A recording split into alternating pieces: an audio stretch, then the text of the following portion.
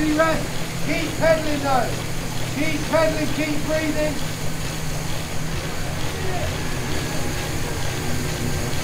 Nice and easy, get ready for the next maximum effort. Maximum leg speed. Go! 10 seconds. Who's got the fastest leg? Keep it fast, keep the legs fast. Faster than that, go!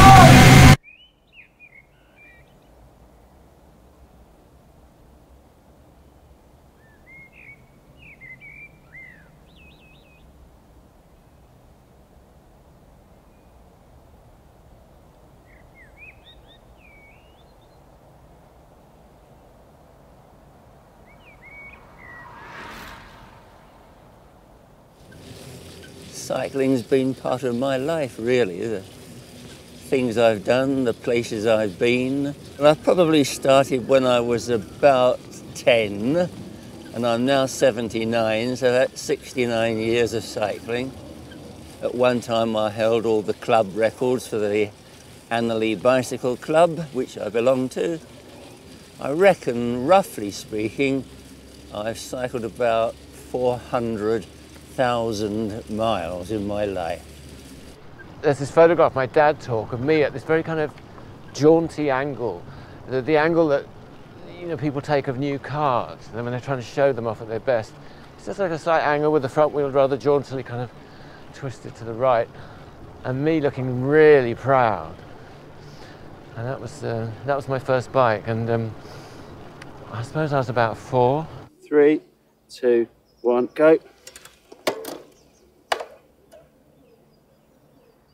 I started in summer of last year. This was my first winter and I was quite unprepared, like I didn't have arm warmers or leg warmers, but I started after the Olympics, so because that really inspired me.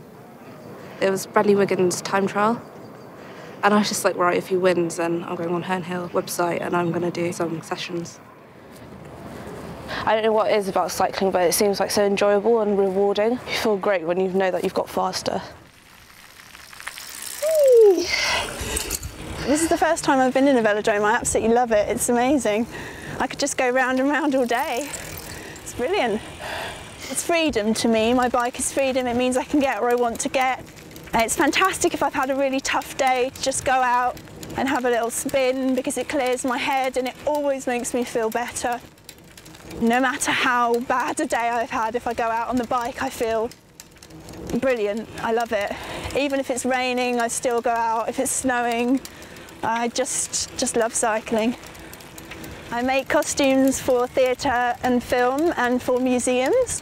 I worked on quite a few projects where we've been making early cycling costumes, and I love working with sport and fashion. I just think it's really interesting, especially women's fashion, because the whole history of women's emancipation really, for me, links through sport, and clothing was more of a barrier, whereas sport was more of a facilitator. So I think there's really interesting contrast.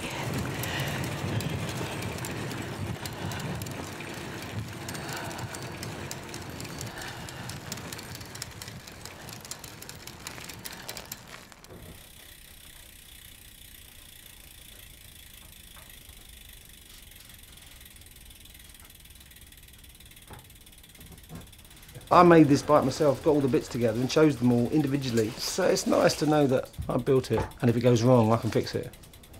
So I bought the frame on eBay and it was untreated. It just came out of the back of the factory. I think it might be a little bit dodgy. It came out the back of the factory, it hadn't been painted. So I spent about a week polishing it up to get this chrome look on it, and then chose all the parts. Well, some of the parts came off that bike, but other things like the forks I chose. And these brakes, I love these brakes. Got the stickers on eBay to make it look nice. Got my name put on it, which is a bit poncy, but hey, like I'm somebody important, but looks nice. This is my Sunday ride bike, my racing bike.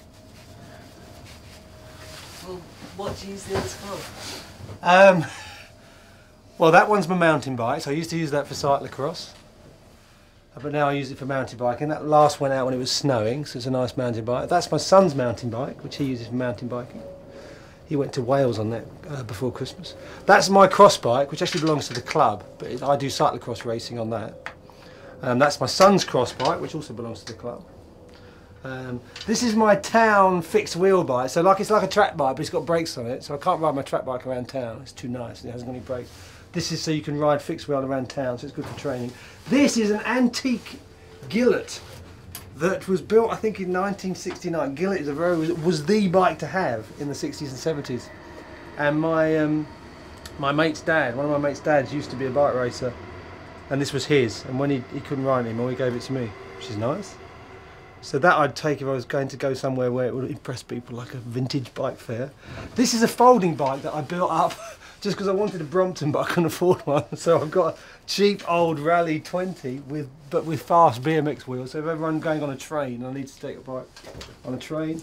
This is my daughter's Isla bike, which is a lovely little bike which she usually uses most when we go camping. And this is my Hurricane recumbent, which is what I did the Paris-Brest-Paris on, which I don't ride anymore, simply because it takes a long time to get out of the shed and it makes you look like a beardy weirdy.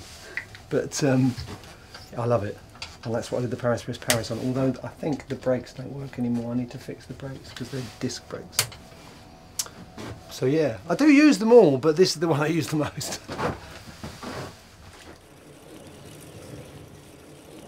Well, we've done over 2 miles now. When I was about 9 or 10, we had this very exotic French student staying with us, this guy who lived in Paris, and he said, just before he left, he said, I'm going to send you my racing bike, you can have it. I thought, oh yeah, right. I didn't really believe him. And then a few weeks later, we'd got a phone call, and I went with my dad up to Bricklayers Arms, which is like the freight depot, and we picked up this parcel that had been delivered from Paris, and there's this beautiful light green Rocher boys racing bike with derailleur gears. It was the first time I'd ever seen derailleur gears. It had butterfly wing nuts on the wheels, which were like a precursor to quick release, and it had white tyres. It was really fantastic. That was my first real bike. 1, 2, 3, 4, 5, 6. One more. God, what made me do it? It's a good question. So I love cycling on the track, and it's the most famous race to race at Herne Hill. So if you're going to do it, you got to do it here.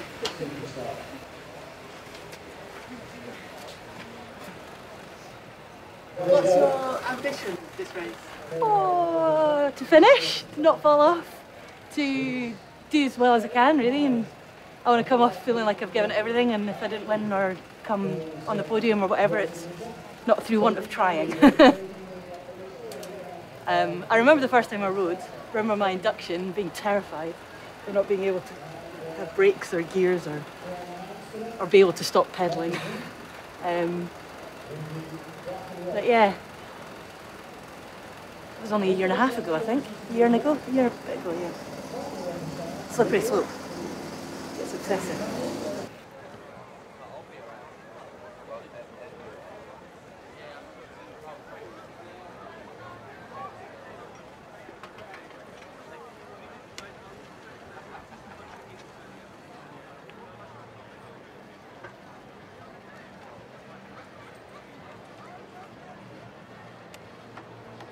Known him for years.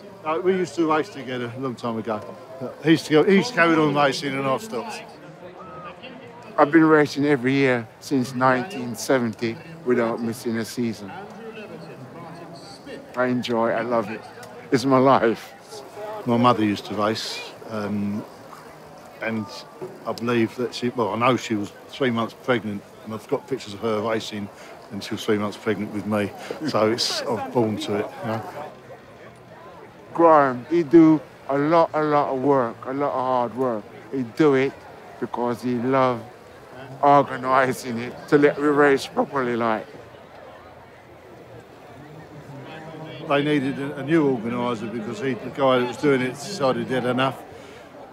And I thought, no, it's too much work, so I thought, no, I'm going to do it. So I went to the committee meeting and they said, well, if you haven't got an organiser, then we'll abandon the meeting. I thought, I'll do it. Because it just seemed it seemed a shame to lose the meeting for the sake of someone doing it. I thought I'd do it for 5 years, and that was in 1978. So I've been organising ever since. You know, and I do enjoy it, of course I do. This meeting was first held in 1903. We actually predate the Tour de France. That started in 1903 as well, but we were the Easter and they were in the summer. Loads of different people come and go, race down here. Bradley Wiggins' dad, Bradley Wiggins, Tony Doyle. So many people. Huey Porter, Red Joris. I was lucky enough to race with Red Joris down here when he won the national championship when he was age 52. Like, you know, it's been really fantastic, like, to race down here.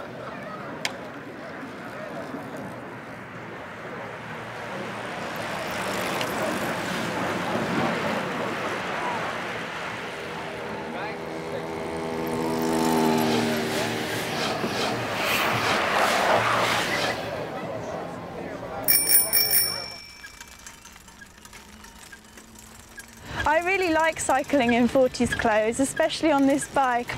I find people always do a double take, like they've accidentally stepped back in time because it all just suddenly seems to go together.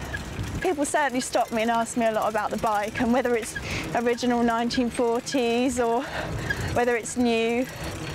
But every year when I do heritage festivals in Peterborough, I cycle around on my bike in my 40s clothes, and it just seems like more of a whole story then when you've got the costume and the bicycle together. But yeah, I love it.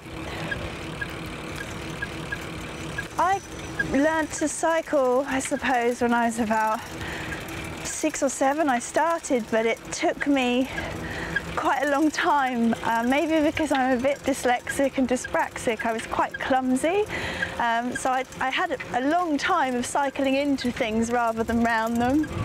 And I learnt to cycle on a bike that everyone in my family had learnt to ride on since the 1950s, so the same bike that my mum learnt to ride on, and my cousins and my uncles. And I was quite determined to learn to cycle, even though I was finding it really hard. And I think I must have been about 10 or 11 before I really got the hang of it. But I was determined to do it, and I was thrilled when I could actually have the stabilisers off and go out and cycle without crashing into things every other day.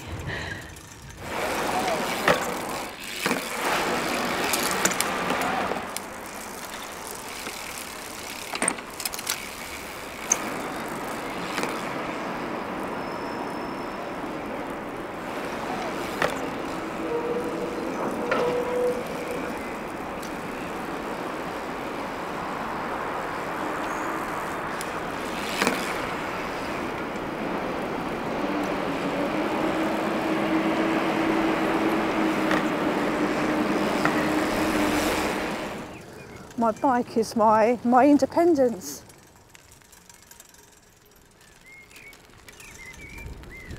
I suppose it's just the achievement of being equal with like everyone else, and it's just having that sense of freedom again. You just want to be independent, just be your own boss and be in control of your own life as able as you can.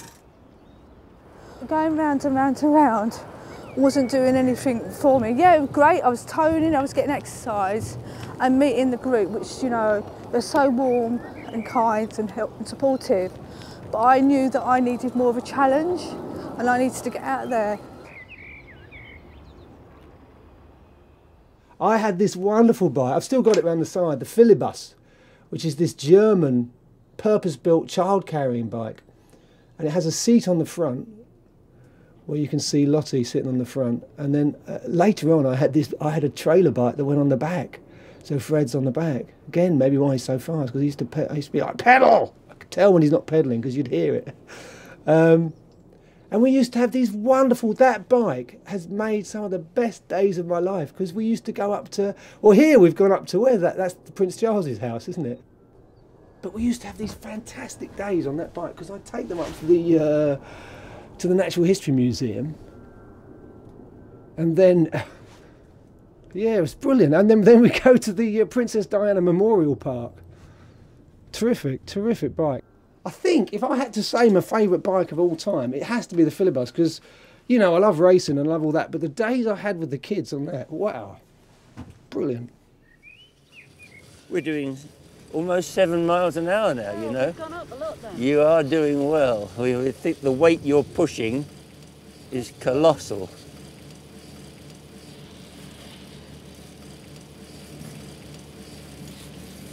Somebody told me about Wheels for Wellbeing. Who told me? I've no idea, but somebody mentioned it to me. Once I'd been discharged from hospital with my illness, which was semi-paralysis, like paraplegic, I didn't think I had my sense of balance. I think I'd lost it because I couldn't walk at all well, but I could ride a tricycle with Wheels for Wellbeing, which all I had to do was sit on it and pedal it and steer it and brake it. I did that for a couple of months or more, and then my one overwhelming urge was to see, can I ride on 2 wheels again? And I didn't think I'd be able to, but eventually I persuaded the instructors to give me a try on a bicycle, and they put me on a women's bicycle, which normally I wouldn't been seen dead on a women's bicycle, but with straight handlebars. But anyway, I got onto this women's bicycle. I had a instructor each side of me, another one behind me. They just trotted along, pushing me gently while I started to pedal. And at about 3 or 4 miles an hour, more or less what we're doing now, I called out, "Let go." And I thought they hadn't let go because I didn't fall off, I just kept going. And I looked behind to see where they were, and the instructors were 3 or 4 yards behind me then. And I realised that I was actually balancing and pedalling on 2 wheels, which I'd never thought I'd be able to do again. And it was the most wonderful moment in my life, I think, to realise that I could still ride a bike.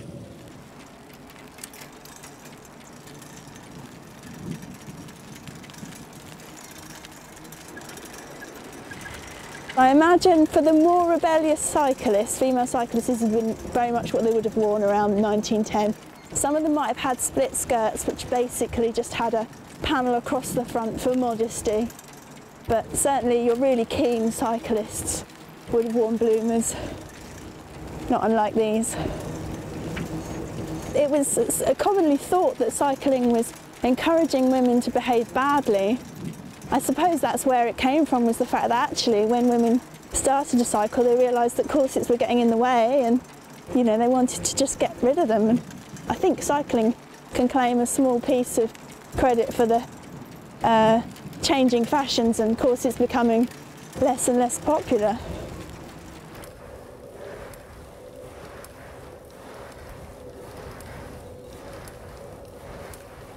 When my kid got his first bike, I decided I wasn't going to be left behind. And the first thing I looked at was granny scooters, you know, electric scooters. But to go around the parks and on rugged terrain, etc., they're not brilliant. And then I came across a system like this. And I thought, oh my God, I'll try that. As soon as I tried it, I just couldn't believe the feeling that I got from being able to go at speed without any pain. This is just pure pleasure. And it does things to my heart which nothing else does. It really keeps it pumping. It gives it an effort, an opportunity to, you know, to work hard without the rest of my body falling apart. When I'm at the wheels of my wheelchair, the relationship that I have with strangers out there is that of, I mean, at best, people sort of acknowledge you and move on and try not to look like they're feeling sorry for you. Same person at the hands of my hand cycle, and people look at me in awe. And kids go, oh, wow, Mum, I want one of them. They've never said that about my wheelchair.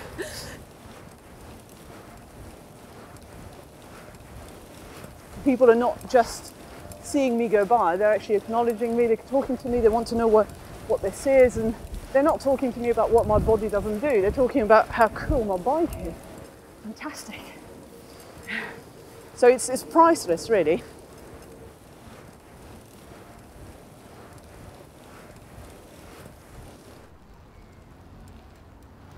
My parents' generation rode bikes a lot.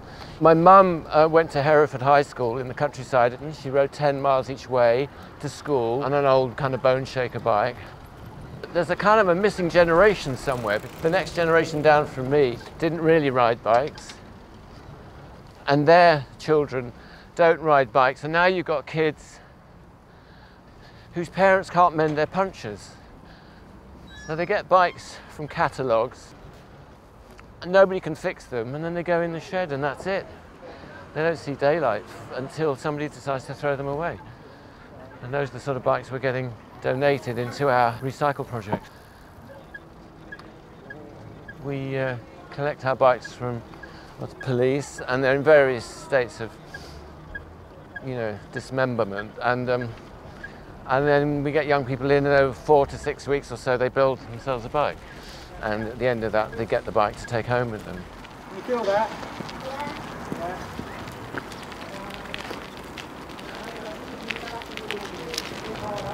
More. Now it's changed to gear 2, okay? And you can twist it back again a little bit further.